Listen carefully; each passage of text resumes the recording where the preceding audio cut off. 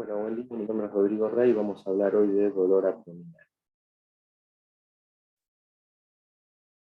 Cuando hablamos de dolor abdominal, englobamos dentro de este síntoma una serie de enfermedades, algunas muy sencillas o de poca gravedad, como puede ser el dolor abdominal en específico, y otras extremadamente graves que pueden dar riesgo a la vida del paciente.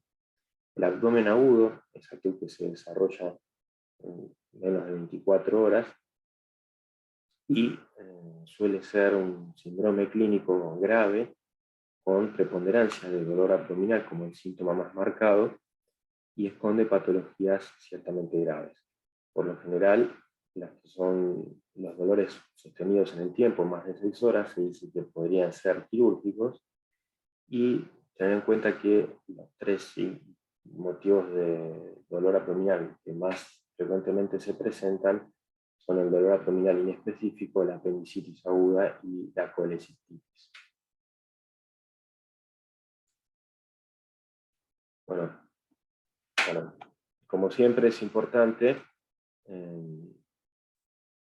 dentro de todas las patologías, hacer una correcta anamnesis. Tenemos que nuclear las preguntas en torno a indagar antecedentes médicos, quirúrgicos, las alergias y datos ocupacionales y de hábitat que puedan ser relevantes. Por ejemplo, el consumo de agua no potable para la presencia de parasitosis. Tratar en la historia clínica de hacer una descripción detallada y concisa de las características del dolor también es un punto clave. Por ejemplo, tipo de dolor, localización hacia dónde se irradia y qué causas lo estimulan y cuáles lo atenúan. Por ejemplo, pancreatitis aguda, dolor epigástrico, dolor quemante, profundo, que se puede irradiar hacia el dorso, como en cinturón, ¿bien? Que se estimula con la ingesta de comidas grasas, es una descripción correcta para un dolor típico de pancreatitis. Bueno, estamos en semiología, en medicina, y también entonces es importante recordar, puntualizar algunas maniobras, algunos signos que vamos a encontrar asociados a patología abdominal.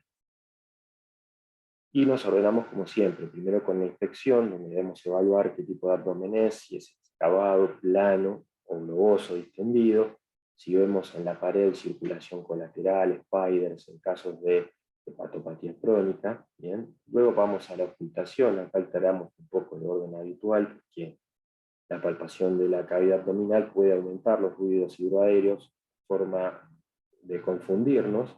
Entonces ocultamos, ¿sí?, los ruidos hidroaéreos, que son aquellos provocados por los movimientos peristálticos del intestino, de las vísceras huecas. Vemos si escuchamos soplos a nivel de la aorta, a nivel del hígado, y podemos hacer con la ocultación la maniobra de succión gástrica, que consiste en ocultar con el estetoscopio sobre el estómago y mover al paciente de un lado al otro. Esto genera una ocultación de movimiento de líquido que está presente luego de unas horas de haber ingerido alimento en los casos de retraso de vaciamiento gástrico, como en la neuropatía diabética.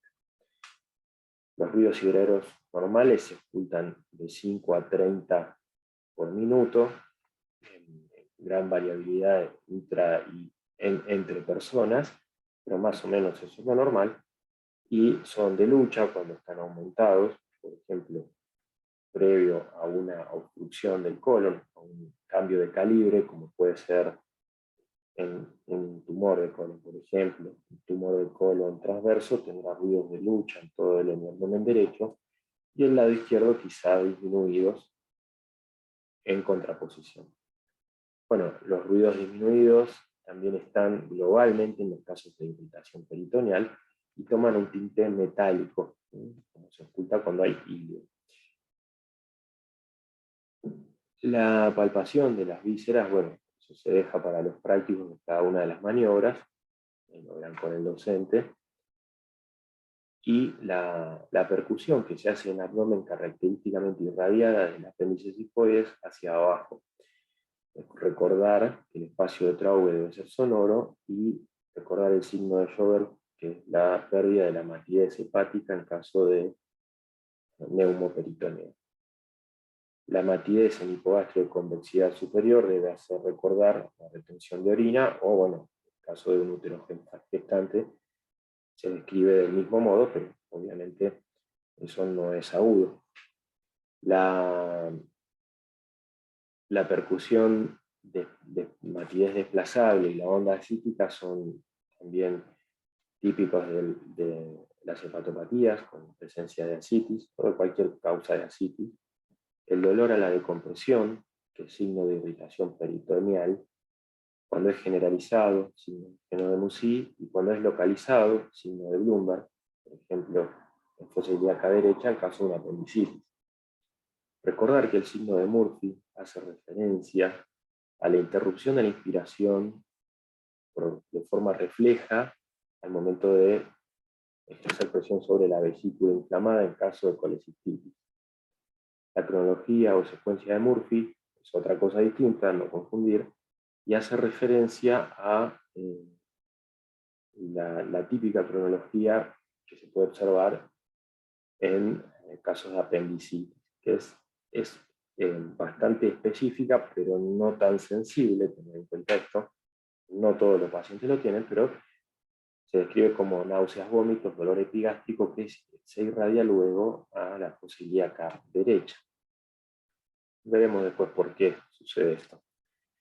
También una palpación de un latido expansivo en el caso de aneurisma de aorta abdominal y la maniobra del psoriásis obturador, que son para sensibilizar la inflamación parietal que produce el apéndice, sobre todo en caso de apéndice retrocecal. Recordar la temperatura diferencial mayor a 1 grado Celsius, que siempre es importante buscar cuando pensamos patología intraabdominal.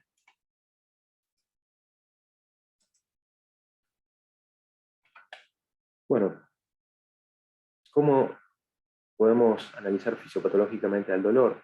Bueno, el dolor visceral es aquel que se origina en la muscular de las vísceras huecas y en la cápsula de los órganos macizos. El estímulo aferente llega por nervios simpáticos a las astas dorsales de la médula espinal y es bastante vago y difícil de puntualizar, y recibe inervación aferente bilateral, por lo cual suele ser referido a la línea media. Como contrapartida al dolor somático es aquel que afecta el peritoneo parietal y suele ser más puntual, ¿sí? Las fibras nerviosas espinales que abarcan los segmentos P7 a L1 reciben los aferentes y, como decíamos, puede describir puntualmente un dolor. Caso típico, la apendicitis aguda y su secuencia de Murphy, en donde primero hay un dolor visceral epigástrico, difícil de localizar, en la línea media, acompañado de náuseas. Eso suele ceder cuando la inflamación del apéndice se hace más extensiva y afecta al peritoneo parietal, generando un dolor somático típico localizado en fosa ilíaca derecha, en la unión entre los dos tercios internos y el tercio externo de la línea que va del ombligo a la cresta ilíaca. Por último, el dolor referido es aquel en donde se mezclan las aferencias de la piel y por lo tanto se refiere a distancia, no sobre el órgano afectado. Bueno,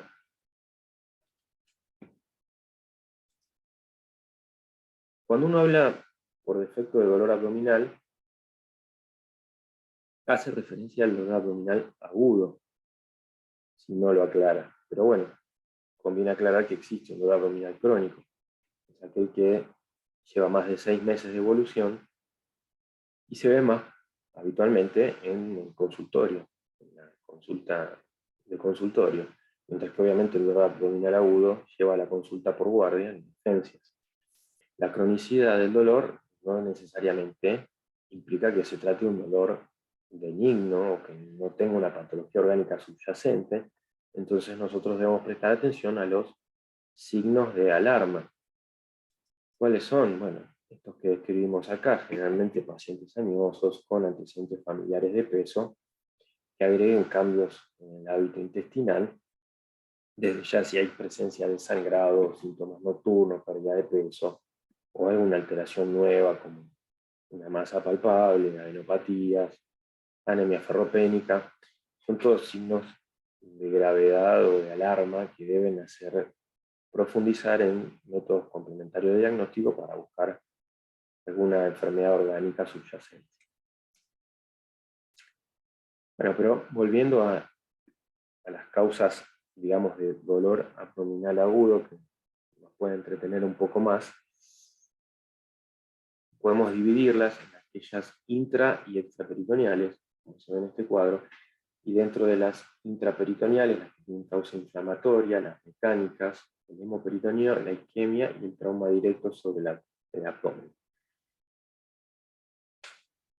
Dentro de las causas inflamatorias, en primer lugar situamos a la peritonitis, que puede ser bacteriana o química, y dentro de las bacterianas reconocemos una entidad que se llama peritonitis primaria. Es el caso típico de la peritonitis bacteriana espontánea, que ocurre por la presencia de hipertensión portal y un gradiente de albúmina plasmática, albúmina peritoneal mayor de 1,1. Esto genera deficiente actividad opsónica del líquido asítico y generalmente un crecimiento de bacterias, generalmente un crecimiento monobacteriano, con presencia de neutrófilos mayor de 250 por milímetro cúbico en el líquido peritoneal. ¿Cuándo es importante hacer este diagnóstico? Bueno, en una descompensación aguda de un paciente cirrótico.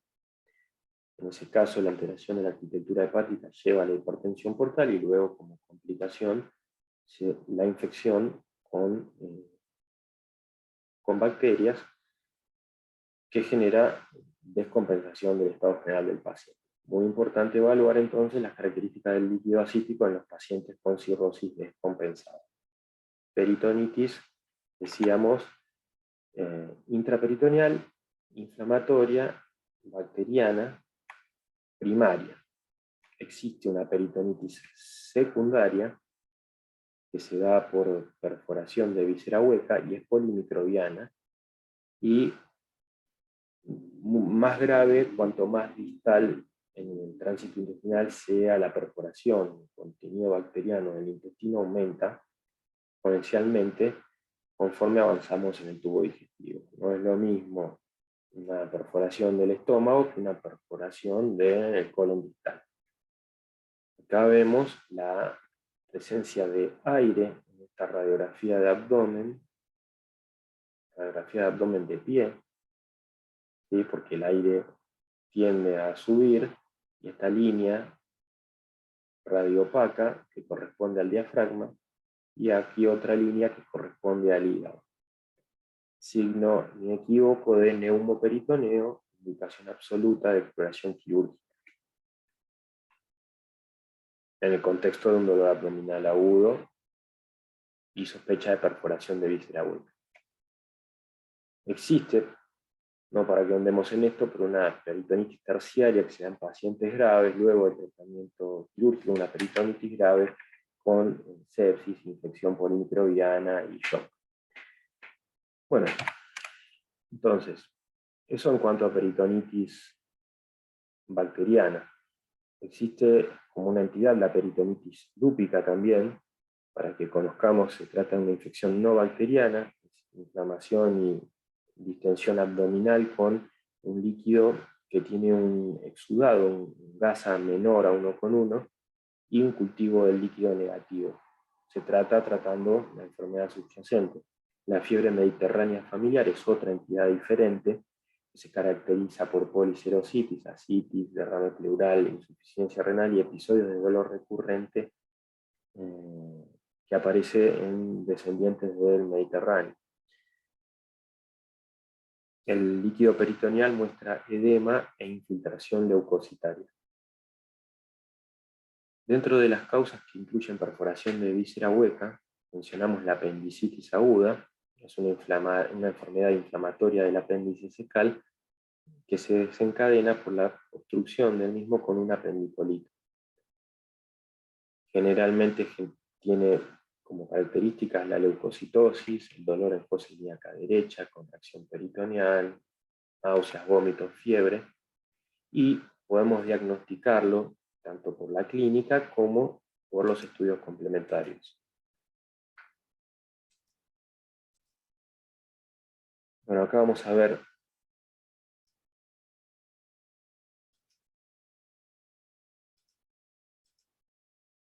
vemos una ecografía abdominal donde se ve, perdón, vamos a vuelta. Ecografía abdominal donde se ve una imagen tubular sin peristaltismo, incomprensible. En este momento estamos haciendo fuerza con el transductor y no logramos comprimir esa estructura. Duele al intentar comprimir y vemos una imagen típica de Diana con un centro menos denso, luego un anillo más denso y luego otra área menos densa que corresponde a la pared. El diámetro transverso para hacer el diagnóstico de apendicitis debe tener más de 6 milímetros. Podemos encontrar hiperemia de pared, ¿sí? Describir la presencia de un apendicolito o aumento de la densidad de la grasa circundante, así como también adenopatías, presencia de adenopatías. Esto en cuanto al diagnóstico ecográfico de apendicitis. A veces disponemos también de una radiografía de abdomen, donde podemos observar el borramiento del psoas del lado derecho, asa centinela, que es esto que se ve acá, la presencia de aire y de asa, de vísceras huecas que se están trasladando hacia la zona del apéndice a modo de formar un plastrón para contener la inflamación y la infección bacteriana en ese sitio, y la posición antálgica del paciente, que está inclinado hacia la derecha por dolor. Cuando contamos con tomografía podemos usarla, de hecho es el método de gol estándar para diagnóstico de apendicitis, y vamos a encontrar ahí un apéndice que tiene más de 6 milímetros, dijimos una pared aumentada en grosor con aumento de la densidad y una rarefacción grasa que es alrededor del apéndice, esto que ven acá, que es esa alteración de la grasa mesentérica. Además podemos ver como acá se ve un apendicolito. No siempre es necesario la tomografía, pero sí es útil para hacer diagnóstico diferencial de otras patologías cuando no tenemos claro el diagnóstico, como puede ser, bueno, a veces un cólico renal, una diverticulitis, una adenitis mesentérica, etcétera, etcétera. Bueno, entonces, continuando, dijimos que eso corresponde a apendicitis. En el caso de colecistitis aguda, es una complicación de la litiasis vesicular y se produce en la mayoría de los casos por la impactación de un cálculo en el cuello de la vesícula. La vesícula se distiende, luego se sobreinfecta, generando la colecistitis con fiebre y leucocitosis, y por último puede perforarse o fistulizar alguna litiasis hacia el intestino, porque está muy cerca del duodeno, y generalmente la fístula cistoduodenal puede generar luego obstrucción por la presencia de un ilio biliar, es decir, un lito que pasa de la vesícula al intestino y generalmente se ocluye el tránsito a nivel del ilio. Decíamos entonces varios términos juntos: la colecistitis aguda, el ilio biliar y la fístula cistoduodenal. En algunos casos, muy pocos, menos del 10% de los pacientes, y en pacientes extremadamente graves, encontramos colecistitis alitiásica, que es una patología diferente a la colecistitis litiásica habitual. Bueno, lo indicado obviamente en la colecistitis es hacer una ecografía abdominal. Vamos a encontrar signo de Murphy y vamos a encontrar una ecografía que describe paredes engrosadas, también edema periovesicular y una vesícula multilitiásica. El tratamiento desde ya es quirúrgico y urgente. La diverticulitis aparece por la inflamación de divertículos mucosos, divertículos colónicos, perdón, que son deformaciones saculares de la muscular de la mucosa que pueden llegar a perforarse. Suele afectar a individuos mayores de 50 años y en caso de perforación, recordemos, al ser una perforación distal con alto contenido de bacterias, puede llegar a ser grave. La úlcera péptica también puede provocar una perforación del estómago o del duodeno, y en ese caso la sospecha diagnóstica debe ser confirmada, como vimos ya recién, con por ejemplo, una radiografía de tórax en la búsqueda de neumoperitoneo. La pancreatitis es una entidad que se debe, en la mayoría de los casos, a consumo de alcohol, a otros tóxicos, también la presencia de litiasis biliar complicada, con obstrucción del colédoco, o en algunos pacientes también trauma o las infecciones virales, también las dislipemias profundas. La adenitis mesentérica es una enfermedad inflamatoria de origen viral que genera inflamación de los ganglios y dolor abdominal. Es de tratamiento médico y generalmente un curso benigno. La enfermedad pelviana inflamatoria y la endometriosis pueden dar dolor abdominal en mujeres y característicamente suelen tener abdomen blando y dificultan o esconden la gravedad del diagnóstico. Muchas veces son motivo de consultas recurrentes. Bueno, dentro de las causas mecánicas de dolor intraperitoneal, mencionamos como causas frecuentes la obstrucción del colon por neoplasias, el hilio biliar que mencionábamos recién, o la presencia de bridas, adherencias por una cirugía previa. La obstrucción también biliar puede generar dolor abdominal, ¿bien? Y cuando hay congestión hepática, por ejemplo en los casos de insuficiencia cardíaca derecha, tendremos dolor por distensión de la cápsula que recubre el hígado. La presencia de un hemoperitoneo, generalmente debido a un embarazo ectópico, la ruptura del vaso o la ruptura de un aneurisma de aorta, genera un dolor hiperagudo y muy intenso, con exquisitos signos de irritación peritoneal. Tener en cuenta siempre la causa isquémica de dolor intraabdominal, porque son diagnósticos graves. La isquemia mesentérica como tal se debe a la obstrucción aguda de una arteria producto de un émbolo, y generalmente se acompaña de altos niveles de LDH en sangre, láctico de hidrogenasa, acidosis metabólica y shock. Lo mismo, sin mecanismos similares, una hernia estrangulada o una vasculitis que generen hipoperfusión hacia el intestino.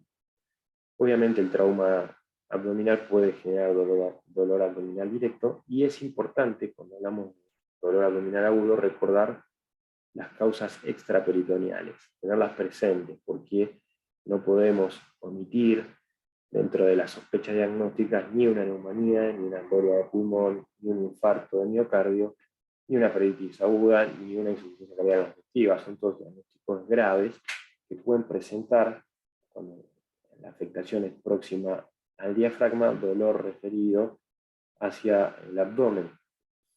También las molestias genitourinarias se confunden y son motivo de consulta por dolor abdominal, y debemos diferenciarlas. El cólico renal, típicamente un dolor cólico intenso que tiene entrada y salida, con irradiación hacia la pelvis, los genitales y el muslo, la cara interna. Paciente inquieto, típico de cólico renal, con un dolor muy, muy intenso, suele confundirse con las otras causas de dolor abdominal y muchas veces, la mayoría, requieren de los métodos complementarios de diagnóstico para poder diferenciar. Y también ocurre algo similar perdón, con la acidosis diabética, como mencionábamos, la porfiria y la uremia, todas causas metabólicas que pueden generar dolor abdominal.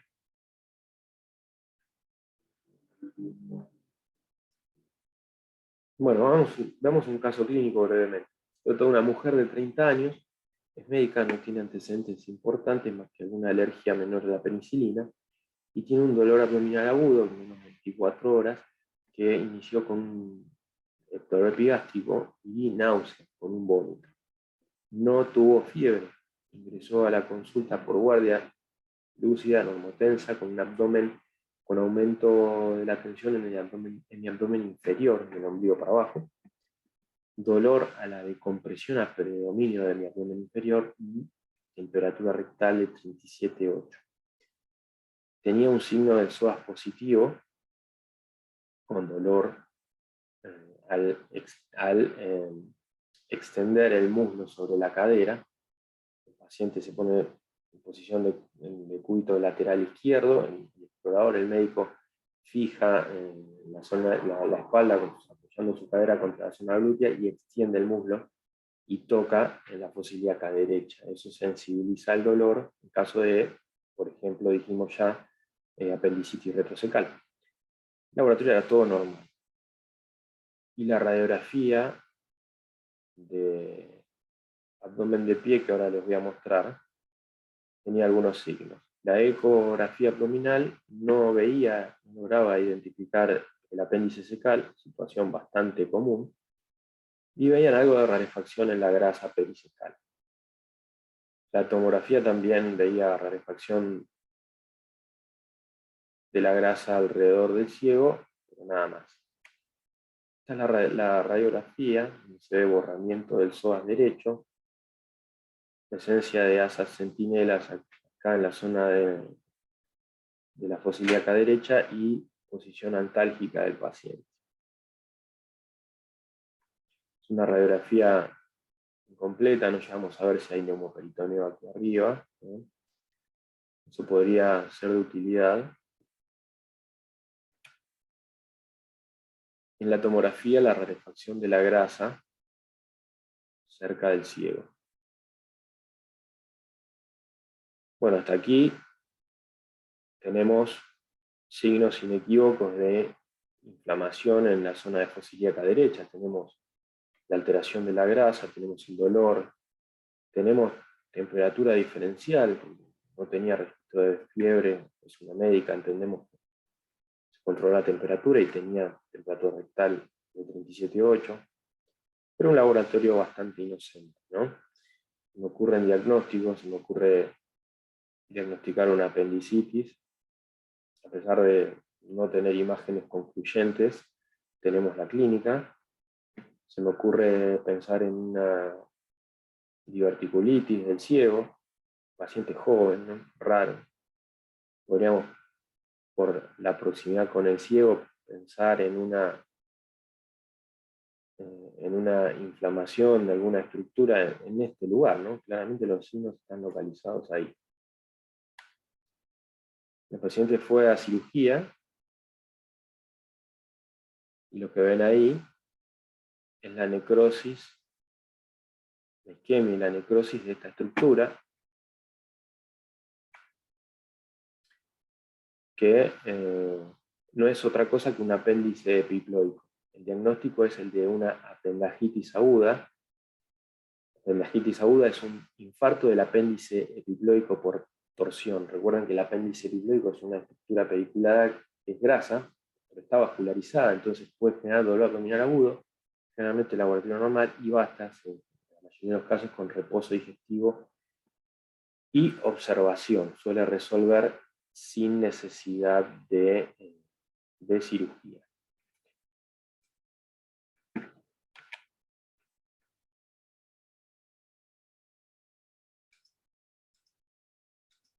Bueno, bueno, muy bien. Eso ha sido todo por hoy. Nos vemos en la próxima. Un saludo.